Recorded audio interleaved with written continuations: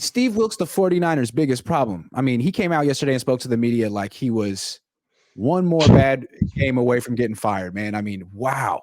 He really fell on his sword like no coach I've ever seen. Right. After a game where his defense gave up 22. Previous week, they gave up 19. Is he the Niners' biggest problem? No, I don't think he is. I think it's kind of rich how everybody's so alarmed about the performance of Coach Steve Wilks when, quite frankly, I talked about this a couple of weeks ago with him being able to find out the frequency and the cadence of how often he needs to make adjustments with the new defense that he has and when he needs to make them. This is Coach Wilks brought a team back that was fired from a head coach and won 8 games with them. Okay. Like Coach Wilks did a hell of a job and he's class personified for what he does. However, it is it is no mistake that there's a huge delta to cross when you're learning an entire new defense, okay? And when you're coming in here learning an entire new defense and you have multiple starters and contributors to that defense who are no longer here anymore, right? We don't have Jimmy Ward anymore. We don't have uh Samson Ekubom. We don't have Charles Omenihu anymore. We don't have Aziz Al Shair anymore. These are guys that were just on our team last year. On top of it, we're trying to elevate younger players who barely finished the season in Drake Jackson, trying to ingratiate new players on our team like Isaiah Oliver and like our rookie coming in Jair Brown.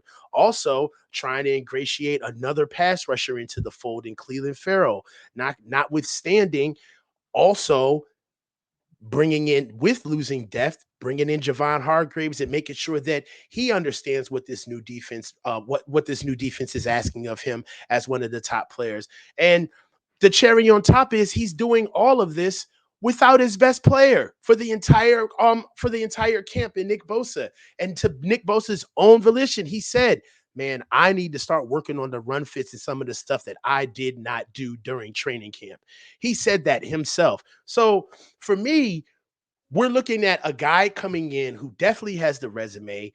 By We already knew that he was learning a new defense to start. And for where we are right now, we gave up 22 points to the number 5 offense overall. We gave up 19 points to a Browns team who took the air out of the ball. For what it's worth, in that Browns game, we got 2 turnovers. We got 2 picks in that Browns game. We got more turnovers in this last game that we just played. On top of the fact that even with our defense being played, we're still 8th overall. So we went from number 1 to number 8. This team still, with everything that they need to get better at, if this defense did not change at all, they're still good enough to win the Super Bowl. The only thing that works with this team right now is the defense. That's the only thing that's working. Okay. So let's go ahead. I just think it's interesting that the offense is not pointing the finger at themselves. Like Kyle, Mhm. he's the head coach, but he's also the offensive coordinator, and he's pointing the finger squarely at the defense. And then the Yeah. people on the defense seem to be pointing the finger squarely at Steve Wilks, like, we used to be more of a rush 4 type of team, and these pressures aren't really what we do. It just seems to me that no one on the Niners really wants to take ownership for these last 2 games. And you have all these players that think they're established, that think that they're really great, that they can't be the problem because they had success in the past. And they're Mhm. looking around like, well, that's the new guy. Yeah. He's the new ingredient. We were doing great before he came around. And like, instead of looking in the mirror, Nick Bosa, which maybe he has, and saying, you know Mhm. what, I'm not playing well. It's not Steve Right. Wilks' fault. I'm not playing well. We need to execute better. I Um, watched I'm sorry, Grant, for chiming in. I watched the last film. The game plan was sound.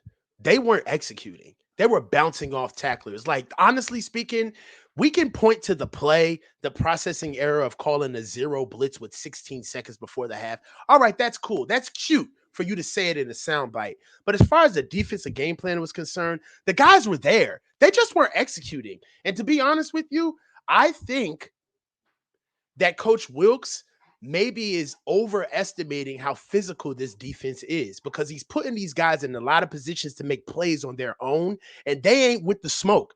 They don't want to get down in the hole and do what they need to do man on, right? And there's a lot of things where, quite frankly, it's not the game plan. It's guys executing. And I don't see it. I don't see it from a standpoint of, well, all right, let me put it like this. For our fan base and for us to be looking at the defense at this stage of the season as the problem on our team, that's basically saying that you have no faith in the offense and all of the things that we've run. Brock Purdy doesn't move the needle at all. Christian McCaffrey being on the offense shouldn't matter at all. And our defense basically needs to be number one all over again for us to even have a shot. Now, how realistic is that? Yeah, to me though, like the one thing Wilks can't get around is the lack of pressure. You have way too many pass rushers to be like bottom half of the league in sacks and stuff. And there's a lot of reasons. We looked into that watching the film. To me, I don't think he trusts his cornerbacks. I think that's where this comes from. He's playing his quarterbacks off because I don't think he really trusts Travarius Ward or Diamador Lenore. Like he is a DB guy. And those are not his guys. He inherited them. We don't really know how he feels. We know D'Amico liked them, but I don't know how Steve Wilks feels about those corners or his corners in general. And I think he's being so conservative with his corners that his pass rushers can't really make the impact they did last year. Yeah, and also I feel like that's a very good point.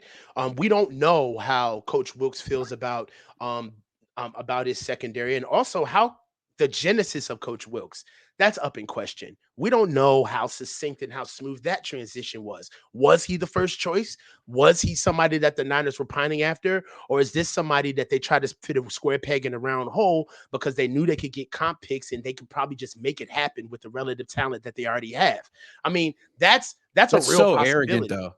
We're so talented on defense that we can take anyone. He doesn't even have to know our scheme. We'll just tell him what to call. Like, Grant, so you must not think much of that defensive coordinator position. And now that things are going poorly, you're going to point the finger at him.